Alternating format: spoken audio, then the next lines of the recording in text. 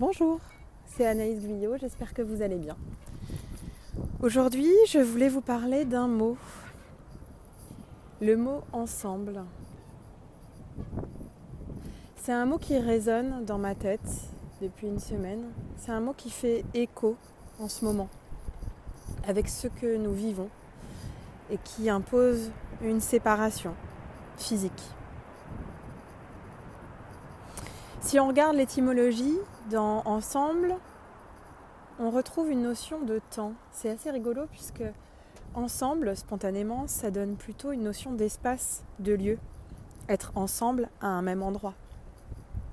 Si on regarde l'étymologie, elle nous dit à la fois, au même instant.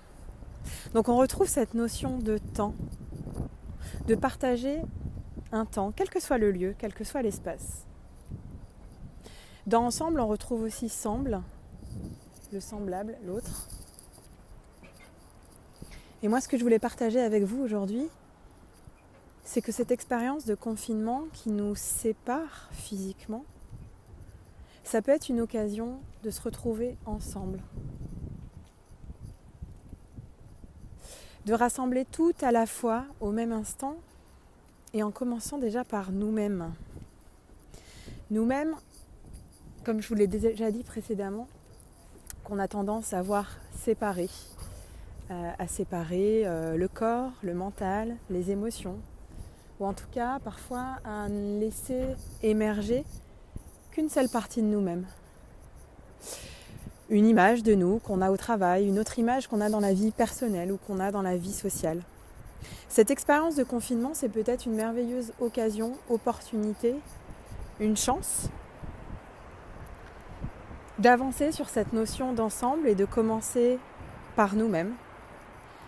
Accueillir nos émotions, accueillir nos pensées et venir rétablir l'équilibre entre les trois parties qui composent l'être humain, qui sont le corps, avec les sensations physiques, la tête, le mental, avec les pensées, et puis le cœur, avec les émotions, même si la science nous montre que les émotions s'expriment dans tout notre corps. Donc je vous invite aujourd'hui à réfléchir sur cette notion de ensemble. Comment vous arrivez encore à être ensemble avec vous-même et ensemble avec les autres dans cette expérience de confinement.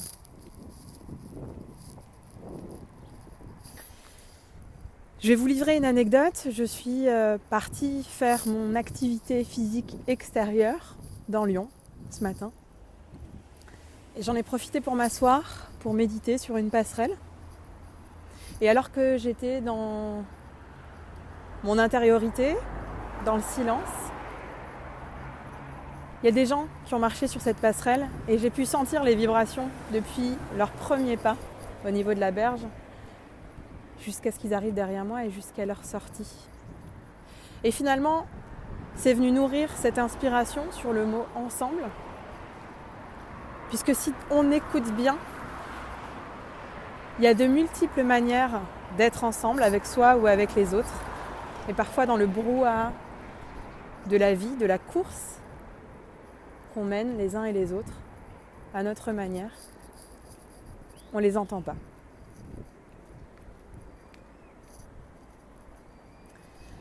C'est tout pour aujourd'hui.